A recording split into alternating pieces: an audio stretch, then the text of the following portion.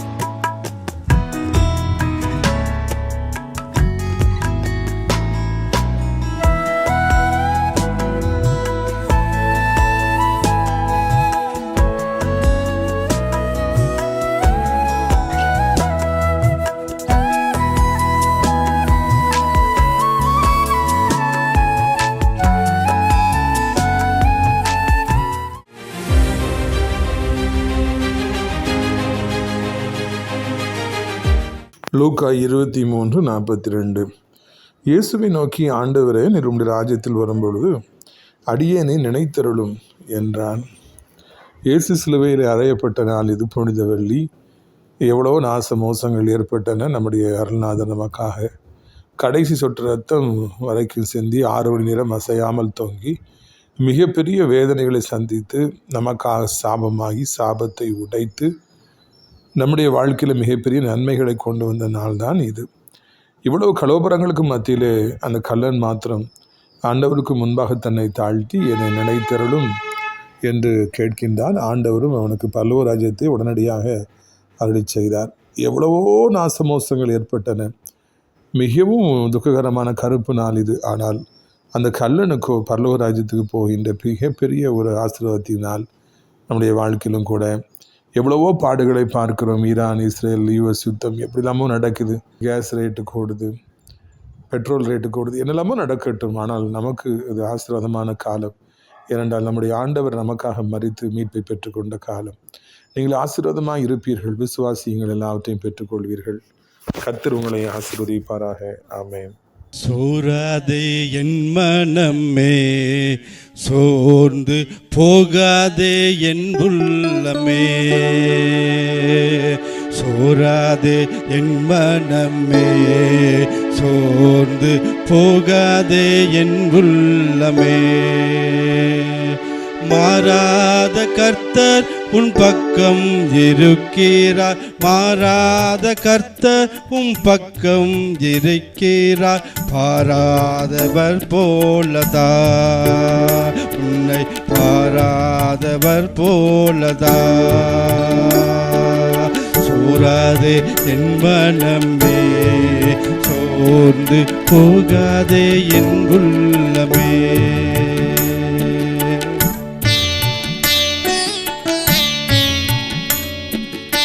ஆண்டவரே, பொன்னை பிடுமிடுவது போல எங்களை ஒவ்வொருவரையும் பிடுமிட்டு நீ பாதுகாக்கிறீராக.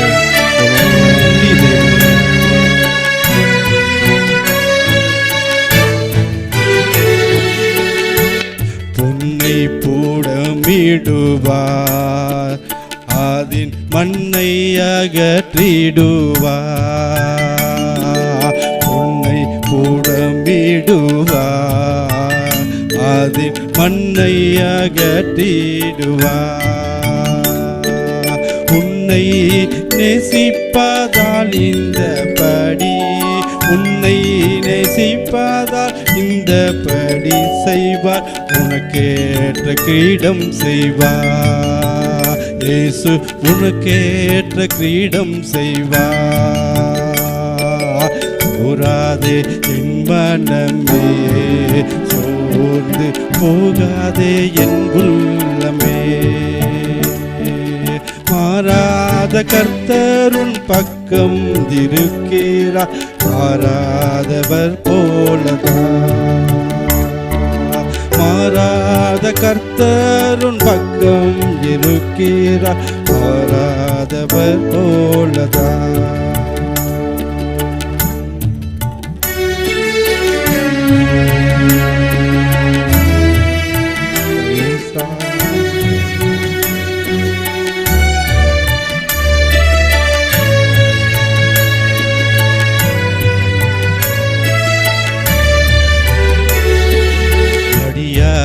கண்ணீரென்று மனம் வடிவுடையாதே நின்று, வடியாதே கண்ணீரென்று மனம் வடிவுடையாதே நின்று. இடிமேக மகண்டிடும் விடிவெள்ளி ஜொலித்திடும், இடிமேக மகண்டிடும் விடிவெள்ளி ஜொலித்திடும். நடுப்பகல் கதிர் வீசிடும், உனக்கு நடுப்பகல் கதிர் வீசிடும். சோராதே என் மனமே, சோர்ந்து போகாதே என் உள்ளமே. மாறாத கர்த்தர் உன் பக்கம் இருக்கிறார், மாறாத கர்த்தர் உன் பக்கம் இருக்கிறார். பாராதவர் போலதான், ஓ பாராதவர் போலதான். சோராதே என் மனமே, சோர்ந்து போகாதே என் உள்ளமே. அல்லேலூயா.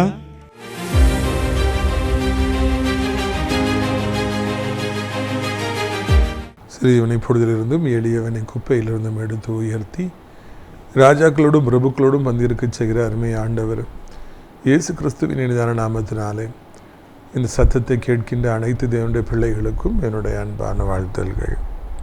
நீங்கள் கோடா கோடியாக பெருகுவீர்களாக, உங்களுடைய பிள்ளைகள் கோடா கோடியாக பெருகுவார்களாக என்று வாழ்த்துகிறேன். பிரியத்துக்குரியவர்களே, இன்று புனித வெள்ளி. ஆண்டவர் இயேசு கிறிஸ்து நமக்காக, நம்முடைய பாவங்களுக்காக, வியாதிகளுக்காக, நம்மை பிரச்சனைகளிலிருந்து, போராட்டங்களிலிருந்து விடுவிக்க வேண்டும் என்பதற்காக சிலுவையிலே தன்னையே தியாகப்படியாக ஒப்பு கொடுத்த நாள்தான் இது புனித வெள்ளி. கடைசி சொட்டு ரத்தம் வரைக்கும் ஆண்டவர் இயேசு கிறிஸ்து நமக்காக சிந்தி நம்மை மீட்டெடுத்து கொண்டார். அவர் சிலுவையில் நமக்காக செய்த தியாகம் பெரியது. நமக்காக அவர் காண்பித்த அன்பு பெரியது. எப்படியாவது மனுக்குலத்திற்கு ஒரு வழியை ஏற்படுத்த வேண்டும், எப்படியாவது மனுக்குலத்து ஜனங்களை ரட்சிக்க வேண்டும், சுகமாக்க வேண்டும், அவர்கள் ஆரோக்கியமாக வாழ வேண்டும், அவர்கள் நிம்மதியாக சமாதானமாய் வாழ வேண்டும் என்பதற்காக சாபமாகி சாபங்களை எல்லாம் தம்மீது போட்டுக்கொண்டு உடைத்தார். அதுதான் இந்த புனித வெள்ளி. இந்த புனித வெள்ளியின் நாளிலே நாம் ஆண்டவர் இயேசு கிறிஸ்துவின் சிலுவை அன்பை, தியாகத்தை நாம் தியானித்து அந்த அன்பினால் நாம் கெட்டப்படும்படியாக, இன்னும் அவரை கிட்டி சேரும்படியாக ஆண்டவர் நமக்கு கிருபை பாராட்டுவாராக. நாளைய தினத்தில் நாகர்கோவில் OMC ஹாலில் வைத்து நம்முடைய விடுநாள் கூட்டம் நடைபெறும். நாகர்கோவில் மக்கள் வந்து பங்கு பெறுங்கள். அடைக்கலான் குருவி முதியோர் இல்லம் ஆவிக்குரிய முதியோர் இல்லமாக இருந்து அநேக ஜனங்களை அது வழிநடத்தி வருகிறது. எனவே நீங்கள் ஆவிக்குரிய முதியோர் இல்லத்தை தேடுவீர்கள் என்றால் நீங்கள் அங்கே வந்து தாராளமாய் தங்கலாம். இதுதான் சரியான நேரம், இங்கே வருவதற்கு இதுதான் சரியான நேரம் என்று நான் நினைக்கின்றேன். பிரித்துக்குரியவர்களை, இந்த நாளில் நம்முடைய பிரயோஜனத்திற்காக மத்தேயு 27வது அதிகாரம் 33ஆம் வசனம் முதல் கபாலஸ்தலம் என்ற அர்த்தம் கொள்ளும் கொல்கதா என்னும் இடத்துக்கு அவர்கள் வந்த பொழுது 35 அவரை சிலுவையில் அறைந்த பின்பு அவர்கள் சீட்டு போட்டு அவருடைய வஸ்திரங்களை பங்கிட்டு கொண்டார்கள். என் வஸ்திரங்களை தங்களுக்குள்ளே பங்கிட்டு என் உடையின் மேலே சீட்டு போட்டார்கள் என்று தீர்க்கதரிசியால் உரைக்கப்பட்டது நிறைவேறும்படியாக நடந்தது. கபாலஸ்தலம் என்கிற அந்த கொல்கதாவிற்கு, பயங்கரமான இடத்திற்கு ஆண்டவரை இழுத்து கொண்டு வந்து சிலுவையை சுமக்க வைத்து இறுதியில் 1000 ஜனங்கள் வேடிக்கை பார்த்து கொண்டிருக்கத்தக்கதாக அவரை சிலுவையில் அறைந்தார்கள் என்று நாம் இந்த இடத்தில் வாசிக்கிறோம். கபாலஸ்தலம் ஒரு மனிதனுடைய தலைப்பகுதி தான் கபாலம் என்று அழைக்கப்படுகிறது. அந்த கபாலஸ்தலம் என்றால் அந்த மண்டை ஓடு போல அந்த மலை பயங்கரமான அகோர தோற்றம் அளிக்குமாம். எனவே தான் அந்த இடத்திற்கு கபாலஸ்தலம் என்று பெயரிட்டார்களாம். மலையின் மீது ஆண்டவருக்கு சிலுவையில் அடிப்பதற்கு ஒரு இடத்தை தேர்வு செய்தார்கள். மண்டை ஓடு போல பயங்கரமாக இருந்த அந்த இடம்தான் கபாலஸ்தலம். நிறைய பேர் தங்களுடைய வாழ்க்கையில் இன்றைக்கி பல காரியங்களை குறித்து பயந்து நடுங்கிட்டு இருக்காங்க. பிழைப்பேனா, பிழைக்க மாட்டேனா, எதிர்காலம் என்ன ஆகும், திருமணம் என்ன ஆகும், குழந்தைகள் வாழ்க்கை என்ன ஆகும், பிஸ்னஸ் என்ன ஆகும், சாப்பாடு கிடைக்குமா, கிடைக்கும், பல காரியங்களை மனுஷங்க பயந்துட்டுருக்காங்க. முக்கியமாக நிறைய பேர் மரணம் வந்துடுமோன்னு பயந்து நடுங்கிட்டு இருக்காங்க. அவர்களுக்காகவே ஆண்டவர் இயேசு கிறிஸ்து இந்த மரண பயத்தை ருசி பார்க்கும்படியாக, மரண பயத்தில் இருப்பவர்களை எப்படியாவது மரண பயத்திலிருந்து வெளியே கொண்டு வர வேண்டும் என்பதற்காக அவர் அந்த கபாலஸ்தலத்தில் போய் அந்த வேதனையை அவர் அனுபவித்தார். இயேசு கிறிஸ்துவை நீங்கள் நோக்கி பார்க்கிற பொழுது, அவருடைய சிலுவை மரத்தை நோக்கி பார்க்கிற பொழுது, எவ்வளோ பெரிதான மரண பயம் உங்களுக்கு இருந்தாலும், எதிர்காலத்தை குறித்த பயம் இருந்தாலும், கடன் பாரங்களை குறித்த பயங்கள் இருந்தாலும், அவைகள் எல்லாம் உங்களை விட்டு நீங்கி போவதை நீங்கள் பார்ப்பீர்கள். இதுதான் முக்கியமான ஒரு காரியம். கபாலஸ்தலம் எனப்பட்ட ஒரு பயங்கரமான இடத்துல ஆண்டவர் அங்கே சிலுவையில் அடிக்கப்பட்டார். சிலுவையில் அடிக்கப்பட்டார் என்று ஒரே வார்த்தையிலே நான் வாசித்து விட்டு போகிறோம். சிலுவை மரம் பயங்கரமானது. 2 கைகளையும் விரித்து அந்த கைகளிலே ஆணி அடித்து, கால்கள் 2ஐயும் சேர்த்து வைத்து அதன் மேலாக ஆணி அடிக்கிறாங்க. பித்து கொண்டு போயிருக்கும், கிழித்து கொண்டு போயிருக்கு. எவ்வளவு நம்முடைய ஆண்டவர் கதறி இருப்பார். அவர் ஒரு பக்கம் தெய்வகுமாரனாக இருந்தாலும் இன்னொரு பக்கம் மனிதகுமாரனாகவே இருந்தார். அவர் நமக்கு விடுதலையை பெற்றுக் கொடுக்க வேண்டும் என்பதற்காக அந்த சொல்ல முடியாத துயரத்தை, இந்த வேதனையை அவர் நமக்காக சகித்தார். கைகளை ஆணி அடித்தார்கள். ஒரு ஆட்டை எடுத்து தொங்க விடுவது போல ஆண்டவரை அடித்து, உயிரோடு கூட அடித்து அப்படியே சிலுவையில் தூக்கினார்.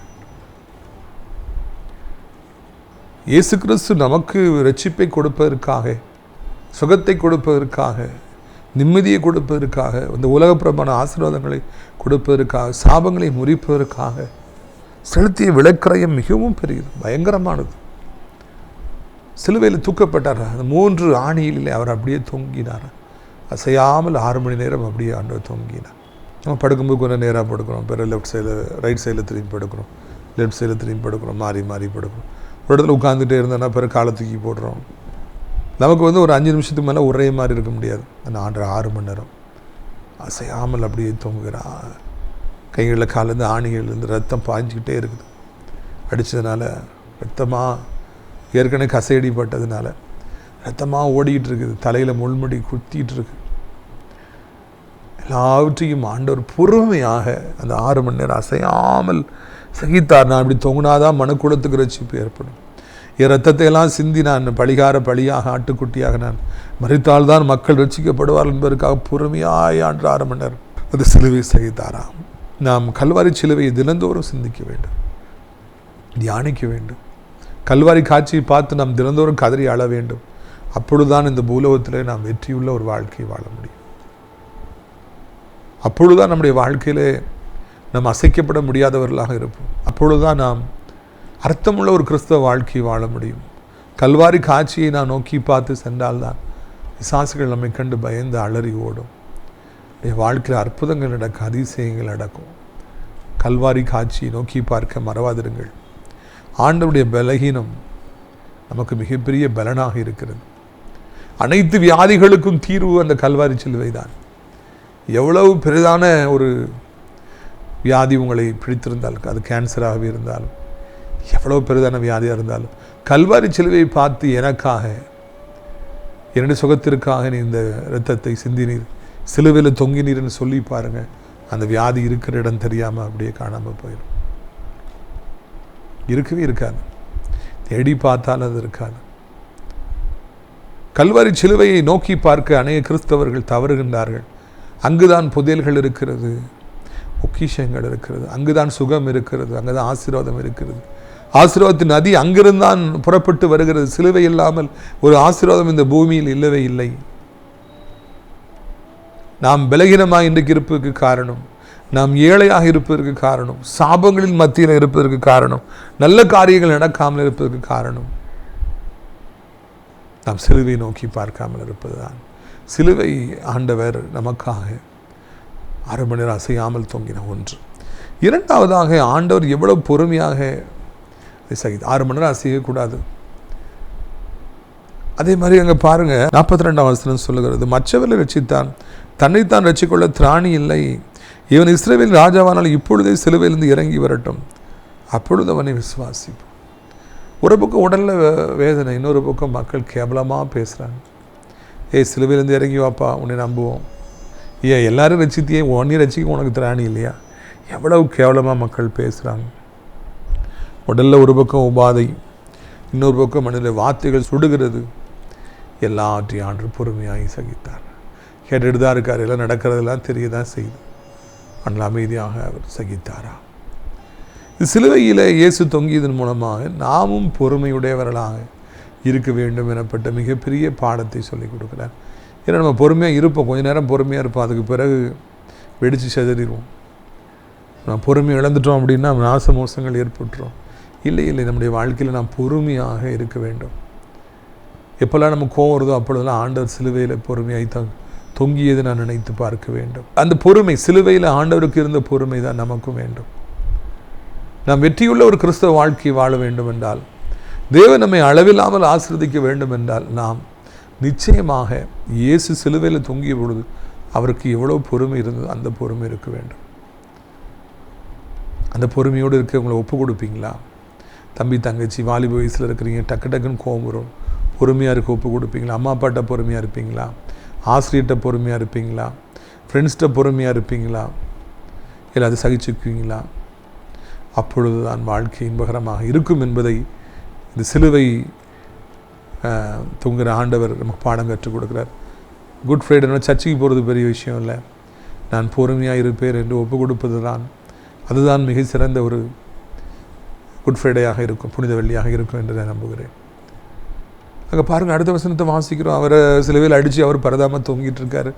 அதை சிலுவையில் அடித்த சோல்ஜர்ஸுக்கு என்ன பிரச்சனை?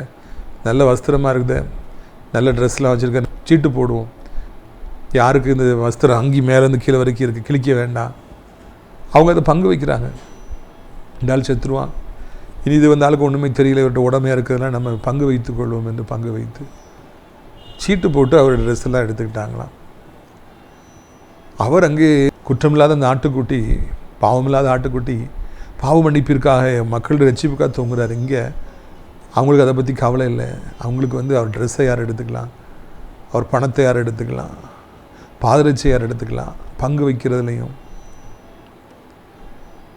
இல்லைன்னா சீட்டு போடுறதுலையும் அவங்க பிஸியாக இருந்தாங்கன்னு பார்க்குறோம். இந்த உலகத்தில் அப்படி தான் இருப்பாங்க. சாகிற நிமிஷம் வரைக்கும் நம்மகிட்ட இருந்து என்னத்தை எடுக்கலாம் அப்படி தான் ஒரு குரூப் இருக்கும். அவங்களுக்கு இறக்கம்லாம் இருக்காது. உங்கள்கிட்ட இருந்து என்னத்தை எடுக்கலாம், உங்கள்கிட்ட இருந்து எப்படி களவாங்கலாம், எப்படி பிடுங்கலாம், அதுதான் அவங்களுடைய நோக்கமாக இருக்கும். இந்த உலகம் அவ்வளோ கொடூரமான ஒரு உலகம். நீங்கள் படுகிற பாடுகளை அவங்க அறியவே மாட்டாங்க. ஊழியத்தில் நான் கணக்கு பார்க்காம செலவழிப்பேன். அதுக்கு செலவு சரி வச்சுக்கோங்க, கணக்கு பார்க்காம செலவழிப்பேன். அதனால என் கூட இருக்கிறவங்கெல்லாம் இவன் நிறைய காசு வச்சுருக்கான் போலுக்கு அப்படின்னு தவறாக ரொம்ப நாள் நினச்சிக்கிட்டு இருந்தாங்க. அப்போ கூட கொஞ்சம் செலவழிப்பாங்க. அப்போ தான் பிரதருக்கு பிடிக்கும் பொழுதுன்னு சொல்லி நான் முதலாக ஆசிரியர் கூட்டத்தை நடத்திய பொழுது ஒரு ஆலோசனை கூட்டத்தை நடத்தி, ஆயத்த கூட்டத்தை நடத்தி, how to reduce the expense, செலவு எப்படி குறைக்கிறது நான் பேசுகிறோம்னு அவங்களுக்கு அதிர்ச்சி ஆகிட்டு, இந்த இழிச்சவாங்க எப்போனாலும் செலவு அதிகமாக பண்ணாதானே சந்தோஷப்படுவான் அப்படி தான் அவங்க நினச்சாங்க. இவ்வளோ முட்டாள்தனமான காரியம் பார்த்தீர்களா?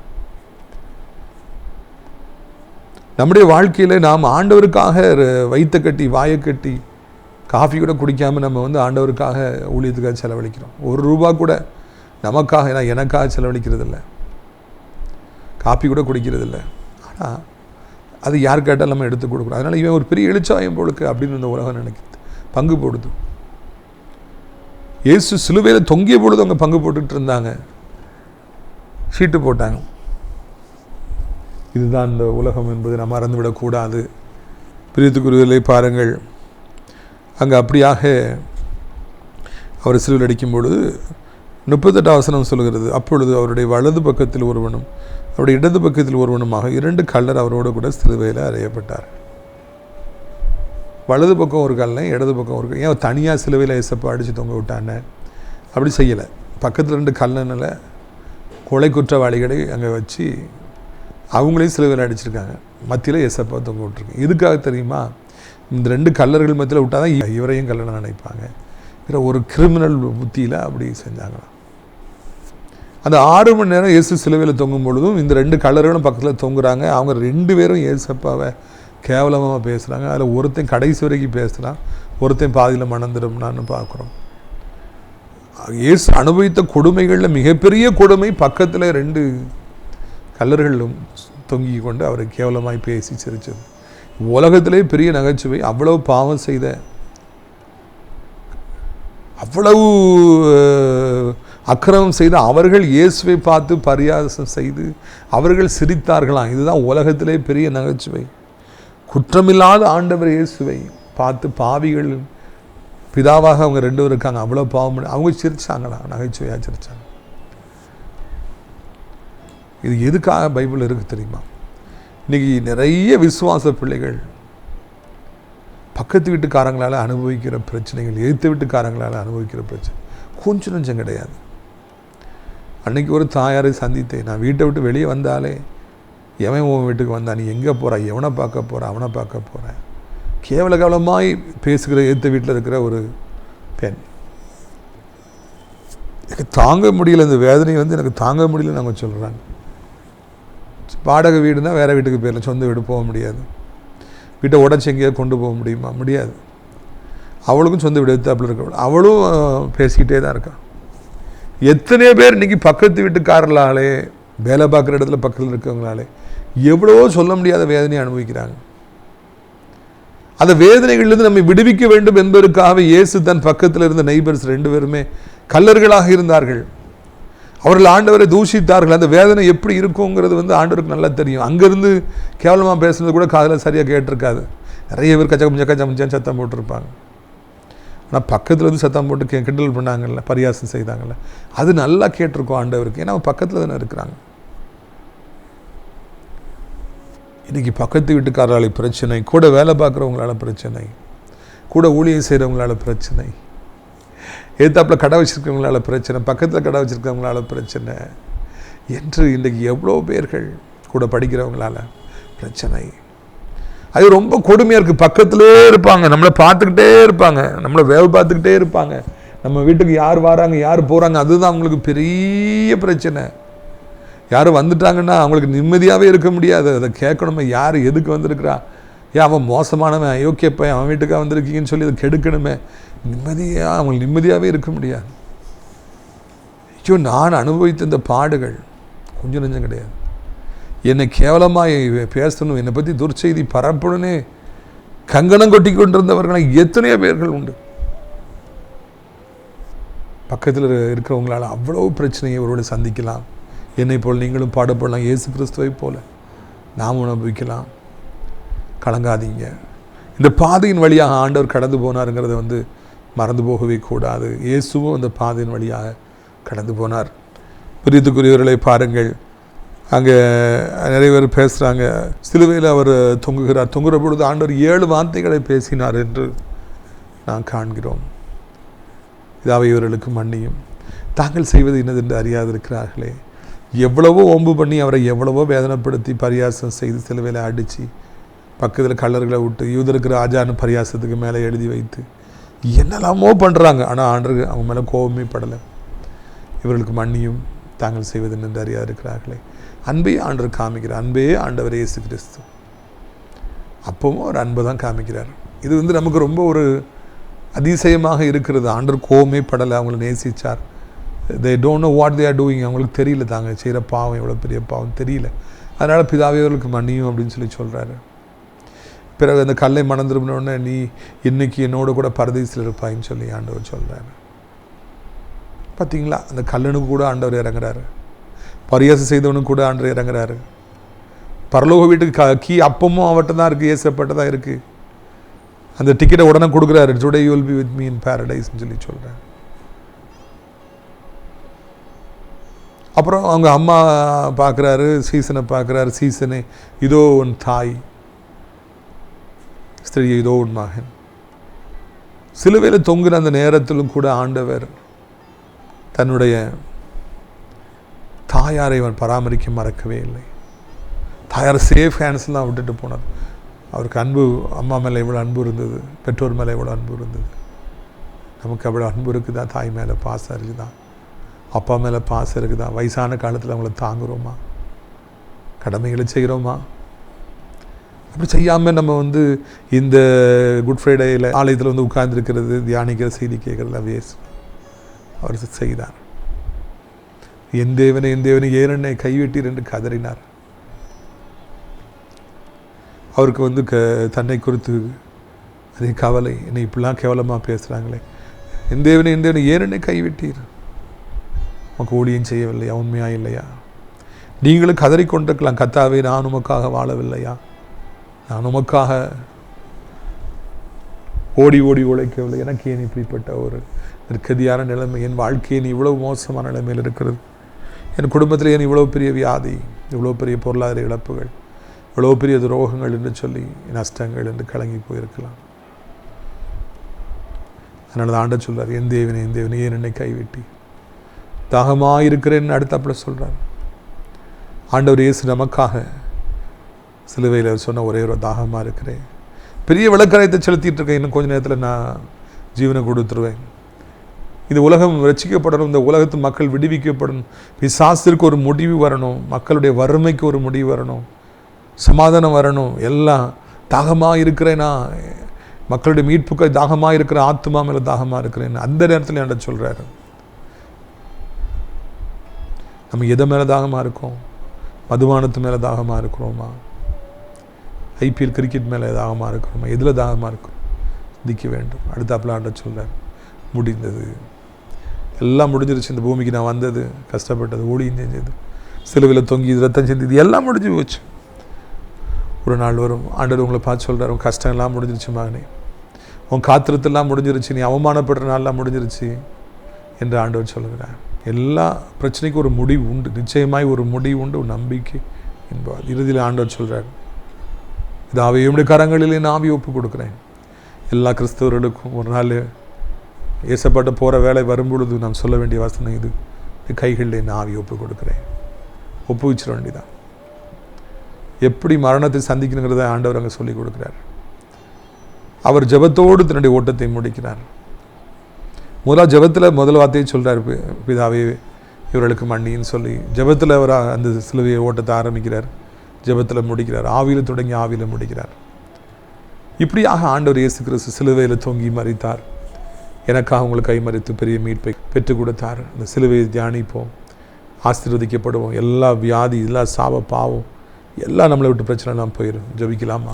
கண்களை மூடுவீர்களா? அப்பா பிதாவே, வானத்துக்கு பூமிக்கும் ஆண்டவரே, சிலுவையில் தொங்கியவரே, சிலுவை நாயகரே, நமக்கு நன்றி நன்றி. சிலுவையில் ரத்தம் வழிய வழிய வழிய கருப்பு கலர்லாம் சிகப்பாக மாறுது, வெள்ளையாக மாறுது. சிலுவை ரத்தம் விழ பிசாசின் வல்லமைகள் அப்படியே ஒன்று இல்லாமல் போகுது. சர்ப்பம் அப்படியே தலை நசுக்கப்படுகிறது. சிலுவை ரத்தம் இந்த பூமியில் விழ பிசாசுகளுக்கு இடமில்லாமல் போகுது. ஆட்டம் போடுற பிசாசுகள்லாம் கீழே விழுகிறது. சிலுவையின் ரத்தம் அப்படியே ஒவ்வொரு வீட்டுக்குள்ளே போகும்பொழுது சாபங்கள் பாவங்கள் எல்லாம் நீங்கிறது. வியாதிகள் அப்படியே அந்த ரத்தம் அப்படியே விழும்பொழுது அப்படியே அந்த வியாதிகள் எல்லாம் அப்படியே நீங்கி போகிறது. பல வருடமாய் படுத்த படுக்கையாக இருக்கிறவர்கள் அந்த சிலுவை ரத்தத்தில் அப்படியே தொடப்படுகிற பொழுது அப்படியே எந்திக்கிறாங்க. செயல்படாத அவயங்கள் செயல்பட ஆரம்பிக்குது. நோய் கிருமிகள், தொற்று கிருமிகள் அப்படியே மறையுது. இந்த கிருபை தாங்கட்டும், இந்த இரக்கம் தாங்கட்டும். ஆண்டவரை, நீங்கள் எப்படியாவது உடைய பிள்ளைகளை வழிநடத்த வேண்டும் என்று சொல்லி கெஞ்சுகிறோம். ஆசீர்வதிக்க வேண்டும் என்று சொல்லி கெஞ்சுகிறோம். அப்பா பலப்படுத்துங்கப்பா. இனி வியாதியை நாங்கள் சுமக்கணுங்கிற அவசியமே இல்லை. பாடுகளையும் வறுமையும் தரித்திரங்களையும் சாபங்களையும் சுமக்கணுங்கிற அவசியம் இல்லை. எல்லாவற்றையும் முடிப்பதற்கு, அவைகளை வென்று முடிப்பதற்கு தேவையான விலைக்கரையத்தை செலுத்தி விட்டீர். ஆண்டவரே, உடைய அன்பிற்காக நன்றி. சிலுவை அன்பிற்காக நன்றி. எனக்காக எங்களுக்கு ரத்தத்தை சிந்தினீங்களே நன்றி. ஜீவனை கொடுத்தீங்களே நன்றி. சத்தத்தை கேட்கிற பிள்ளைகள் ஒவ்வொருவரையும் இன்றும் மேற்கொண்டு ஆசீர்வதியும். சிலுவை எங்களுக்கு எல்லா ஆசீர்வாதத்தையும் பெற்றுக் கொடுக்கும். தியாகமும் அன்பு எங்களுக்கு பெற்றுக் கொடுக்கும். நன்றி. எல்லா துதியும் உமக்கே செலுத்துகிறோம். இரட்சகர் இயேசுவின் மூலமே ஜெபிக்கிறோம் நல்ல பிதாவே, ஆமென். என் ஆத்துமாவை கர்த்தரை சோத்திரி, என் முழு உள்ளமே அவருடைய பரிசுத்த நாமத்தை சோத்திரி. என் ஆத்துமாவை கர்த்தரை சோத்திரி, அவர் செய்த சகல உபகாரங்களை ஒருபொழுதும் மறவாதே, ஆமென். அவருடைய கர்த்தராகிய இயேசு கிறிஸ்துவின் கிருபையும் பிதாவாகி தேவனுடைய அன்பு பரிசுத்த அனுநயிக்கும் இல்லாத பிரசன்னம் நம் அனைவரோடு கூட இன்றைக்கு சில காலங்களில் நிலைத்திருப்பது. அல்லேலூயா, அல்லேலூயா. God bless you. Amen.